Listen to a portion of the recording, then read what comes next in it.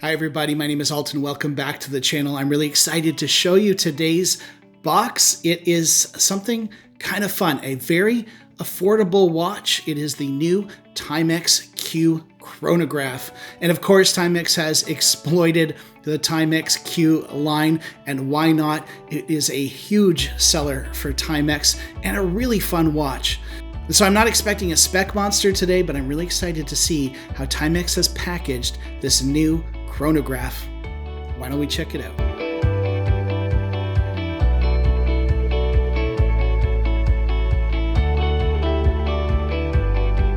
When I first saw this Timex online, I was really excited to get it, but then it took a long time to get to me. And I don't know about you, but after a while, when that watch doesn't get to me, I start to, almost lose interest, get frustrated. I don't know why it should take a week and a half for Timex to ship this watch, but it did. Anyway, I've seen a few reviews online.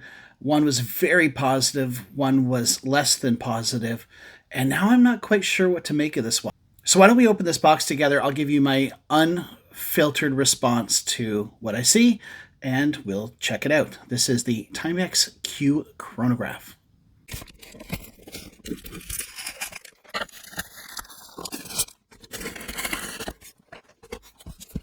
Timex has a way of always making their boxes kind of grubby. Like there's been something rubbing on it. I guess for 200 bucks. What are you going to do? See, there's some kind of crap on there. All right, moment of truth. Now, right off the bat, it's called a Q Diver Chronograph. I think it really should be called a dive style because it's not really a diver. I think it's 50 meters. Here's the tag. And here's the watch.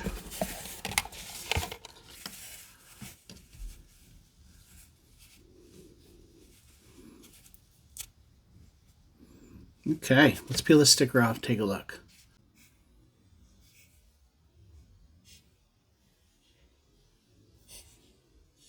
All right, initial impressions are, I like it. I'm not going to say it wows me, but I like it. It's got some heft to it. Let's get it off the pillow. Definitely has some weight to it, serious weight. I'll have to wait for the full review coming in a little while. It's got some streaks on it, care of Timex. Now this is a plastic crystal, so you're going to want to be careful with that. Grab yourself some poly. Now, one of the disappointing things I've heard is the pusher doesn't have much of a... Oh, mine had a bit of a click. You can't hear it, but you can definitely feel it. I don't think that's so bad, actually. Stop it. It's going to sweep its way back. Now, one of the things I was really worried about was that Q. Was I going to hate looking at that giant Q? I don't mind it, actually. It's not bad. I mean, it's chrome colored and it's not lume filled, so it sort of just blends into the watch. And when the chronograph isn't running, you can't really, it kind of blocks it a little bit. So yeah, I don't think I mind that at all. I mind all the dust on here.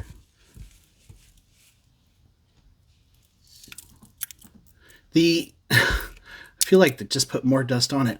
The crown, let's get this little tag off. Pop that in. And so now it should start.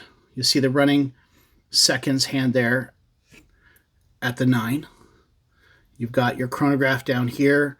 That's a 24-hour dial, one of the most useless complications that you could possibly have. The case is everything you've come to expect from Timex.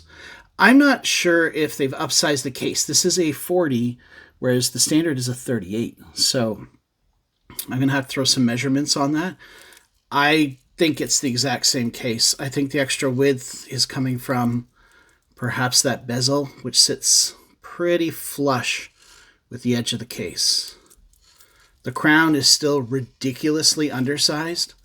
It is signed with a Q on it. Well, there we go. Timex Q. The bracelet has a pressed clasp. Not that exciting. Okay, here it is on my 8.5-inch wrist. I think it wears a little bit small. I don't know if that's the lack of lugs or what it is. I'm not saying it looks bad. I'm just saying overall it's a little small on my wrist. But definitely wearable. 40 millimeters is a great size for me. Anywhere between 38 at the very low end up to 44 tends to work for me. Well, there you go. Quick look at the Timex Q. I'm going to do a full review, size it up, wear it up, and let you know exactly what I think of it. Is this something that you should be buying? I guess time will tell. Thanks for watching. Have a great day.